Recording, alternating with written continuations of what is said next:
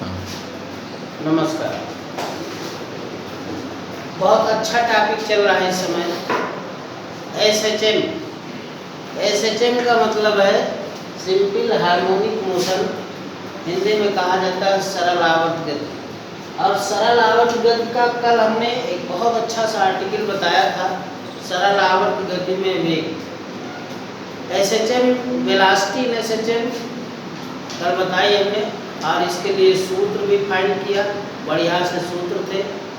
और ये कंडीशन भी दो हमने बताई थी। कौन सी कंडीशन? कब वेग अधिकतम होता है और कब वेग शून्य या न्यूनतम होता है। आज बताना है आपको, बढ़िया सा सीखना है।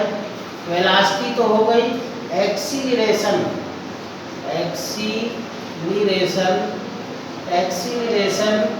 इन एसएचएम।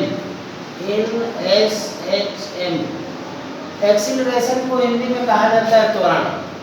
एक्सीलरेशन को त्वरण कहते हैं। एक्सीलरेशन इन एसएचएम का मतलब है सरल आवर्त गति में त्वरण। और समझने की आवश्यकता है, घबराने की आवश्यकता नहीं कि कहाँ से आ गया। ऐसी कोई बहुत बड़ी मैथ भी नहीं लगती है, तो आप समझते चलिए, हम समझाते चल रहे हैं, निश्चित रूप से आ जाएगा। निर्देश वृत्त पर चलता हुआ कण, यह है P। निर्देश वृत्त की परिधि पर चलता हुआ कण है P, और यहाँ से लंब डाला गया है PL। 2 दिन से लगातार हम बता रहे हैं कि एसएचएम का मतलब है, यहाँ एसएचएम को कौन प्रतिनिधित्व कर रहा है? एसएचएम का कौन प्रतिनिधित्व कर रहा है? N। जो भी हमको निकालना है N के लिए निकालना है। अगर एसएचएम में वेग हमको निकालना है तो N के लिए वेग निकालेंगे। एसएचएम में त्वरण आपको निकालना है तो N के लिए त्वरण निकालोगे। जो भी काम करोगे N के लिए। N का मतलब आप एसएचएम के लिए काम कर रहे हैं। फर्स्ट पेपर में आपने अभिकेंद्र त्वरण पढ़ा होगा। अभिकेंद्र त्वरण होता है A बराबर v²/r। अभिकेंद्र त्वरण v²/r। ये भी पीछे पढ़ाया, फर्स्ट पेपर में पढ़े होंगे। वृत्तीय पथ पर अगर चलना है तो अभिकेंद्र बल का होना आवश्यक है, और अगर कहीं अभिकेंद्र बल होगा तो अभिकेंद्र त्वरण का भी होना जरूरी है, निश्चित है।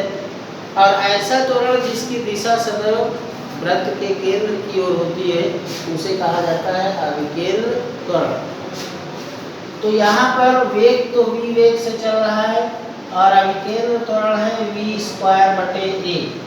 ये ध्यान रखिए, ये कतई OP की माप नहीं है v²/a। OP की माप तो a है, त्रिज्या या आयाम कह सकते हो। निर्देश वृत्त की जो त्रिज्या होती है उसे ही एसएचएम में आयाम कहा जाता है। तो OP की अगर मैथमेटिकल वैल्यू देखें तो ये तो a है। यहाँ पर जो v²/a लिखा हुआ है, इधर की तरफ इंगित किया गया है, दिशा इसकी केंद्र की ओर है, इसलिए ऐसा लिखा गया है, बाकी नहीं। तो v²/a ये आपका विकेंद्र त्वरण है जो केंद्र की ओर है वृत्त के, ना कि OP की लंबाई है। OP की लंबाई तो a है आपकी। इस अभिकेंद्र त्वरण v²/a को 2 घटकों में वियोजित किया गया। तो एक घटक है v²/a sin थीटा और दूसरा घटक इस लाइन पर है, रेखा पर, v²/a cos थीटा। अब ये घटक v²/a sin थीटा हमारे यूज में आएगा। ऐसा इसलिए आएगा क्योंकि n के ये समांतर है। n की दिशा के v²/a की दिशा, दोनों की दिशाएं दोनों एक दूसरे के समांतर है, सिर्फ दिशाओं का अंतर है। ये ऊपर की तरफ है और ये नीचे की तरफ। तो दिशा के लिए साइंस में हमारे यहाँ माइनस का इस्तेमाल कर देते हैं। तो एसएचएम में या फिर N का त्वरण कौन सा सूट करेगा?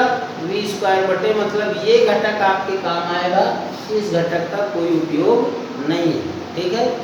तो एसएचएम में त्वरण, इसलिए एसएचएम में त्वरण, ठीक है, त्वरण अल्फा इक्वल टू क्या होगा? -v²/a sin theta. क्योंकि इसकी दिशा केवल अंतर है, इसकी दिशा ऊपर की तरफ, इसकी दिशा नीचे, लेकिन दोनों एक दूसरे के समांतर है। और क्योंकि पीछे पढ़ चुके हो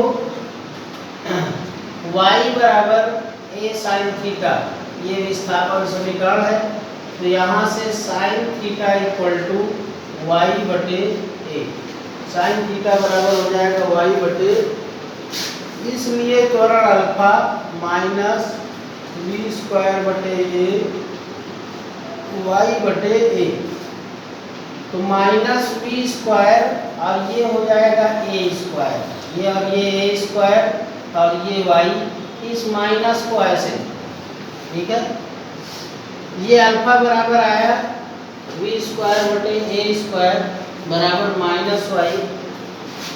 और चूंकि फर्स्ट पेपर में ही सूत्र पढ़े हैं वी बराबर आर ओमेगा, आर का मतलब त्रिज्या है और त्रिज्या यहाँ क्या है ओमेगा, वी बराबर ए ओमेगा, इसलिए alpha equal to v square की जगह हम लिख सकते हैं ए स्क्वायर ओमेगा स्क्वायर और ये बटे क्या है ए स्क्वायर और ये माइनस क्या है वाई।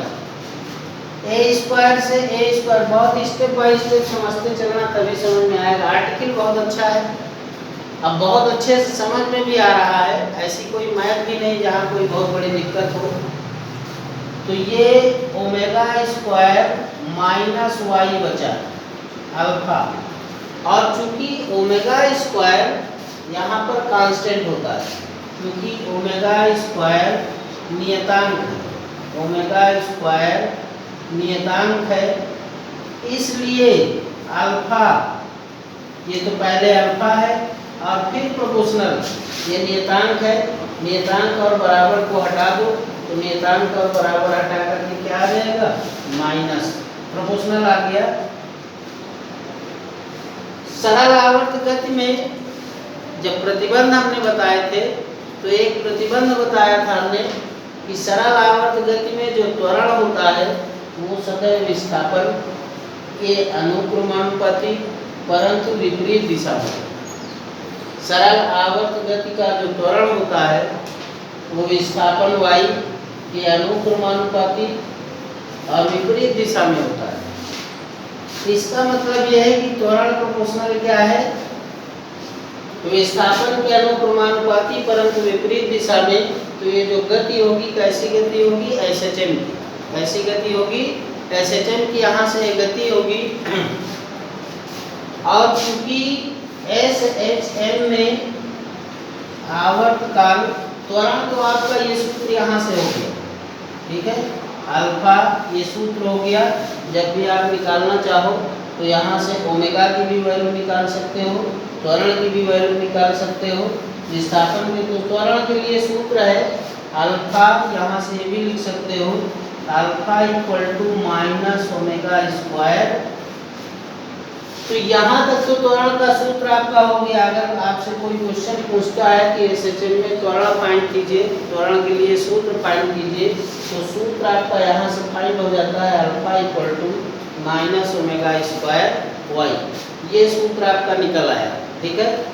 ये एक्स्ट्रा करवा रहे हैं हम, आगे आवर्तकाल निकालने के लिए काम कर रहे हैं। तो चूंकि ओमेगा स्क्वायर नियतांक है इसलिए अल्फा प्रोपोर्शनल माइनस वी अर्थात त्वरण विस्थापन के अनुक्रमानुपाती परंतु विपरीत दिशा में है।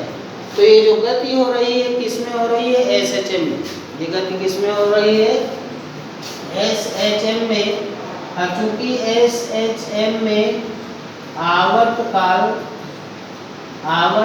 का सूत्र होता है T इक्वल टू 2 पाई बटे ओमेगा बटे 2 पाई, ओमेगा बटे 2 पाई ये सूत्र है। T बराबर ओमेगा बटे 2 पाई, ये सरल आवर्त गति में त्वरण निकालते हैं।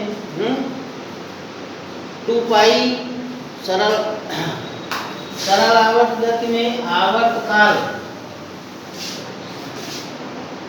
T बराबर 2 पाई बटे ओमेगा, जरा ध्यान समझिए T इक्वल टू 2 पाई बटे ओमेगा। और चूंकि यहाँ से जरा ध्यान से समझिएगा ये सूत्र है alpha equal to omega square, minus हटा देते हैं ओमेगा स्क्वायर वाई, तो अल्फा बटे y equal to omega square. Minus तो हटा दिया क्योंकि माइनस सिर्फ दिशा के लिए काम आता है, दिशा के लिए माइनस की आवश्यकता होती है, बाकी आवश्यकता नहीं है। तो यहाँ से ओमेगा इक्वल टू आ गया अंडर रूट अल्फा बटे वाई, ओमेगा बराबर अंडर रूट अल्फा बटे वाई। देन ठीक है, इस जगह दिखाई दे रहे हैं, इतने में जरा समझ लीजिएगा। तो t बराबर, इसलिए t इक्वल टू आवर्तकाल 2 पाई, और ये ओमेगा की वैल्यू रखिए अंडर रूट अल्फा बटे वाई। ये y ऊपर चला जाएगा, अगर इसको ऐसे लिखना चाहें तो ये हो जाएगा 2 पाई y बटे अल्फा। ठीक है, t बराबर 2 पाई y बटे अल्फा, या शब्दों में लिखना चाहें तो 2 पाई अंडर रूट, ये विस्थापन है, ठीक है, और ये बटे क्या है, त्वरण, विस्थापन बटे, ये ग्रेड फार्मूला सरल आवर्त गति में आवर्तकाल निकालने के लिए है। t बराबर 2 पाई अंडर रूट विस्थापन बटे त्वरण। ठीक है, तो एक बहुत महत्वपूर्ण सूत्र निकल के आया हुआ है, ये सरल आवर्त गति में त्वरण का सूत्र है। इतना जो आगे बढ़ाया है हमने, ओमेगा स्क्वायर नियतांक है तो अल्फा प्रोपोर्शनल माइनस वाई, अर्थात त्वरण विस्थापन के अनुक्रमानुपाती परंतु विपरीत दिशा में है। और फिर एसएचएम में आवर्तकाल ये होता है t बराबर 2 पाई बटे ओमेगा। इस समीकरण से हमने ओमेगा की वैल्यू निकाली, ओमेगा आया अंडर रूट अल्फा बटे वाई, और ये जाकर के फिर सूत्र में रखवा दिया 2 पाई बटे ओमेगा की जगह, ये नीचे है तो उल्टा हो जाएगा वाई बटे अल्फा या विस्थापन बटे। तो सरल आवर्त गति में त्वरण t बराबर 2 पाई अंडर रूट विस्थापन बटे त्वरण, एक महत्वपूर्ण सूत्र निकल के आया है। हालांकि इस विधा में बताना थोड़ा कठिन होता है, टफ मटेरियल होते हैं, टफ मैथमेटिक्स होती है, लेकिन फिर भी मैंने कोशिश की है आप तक पहुंचने की। आपको समझ में आया होगा। कोई दिक्कत आती है तो आप कमेंट करके, रिप्लाई करके, किसी भी माध्यम से पूछ सकते हैं। बहुत बहुत धन्यवाद।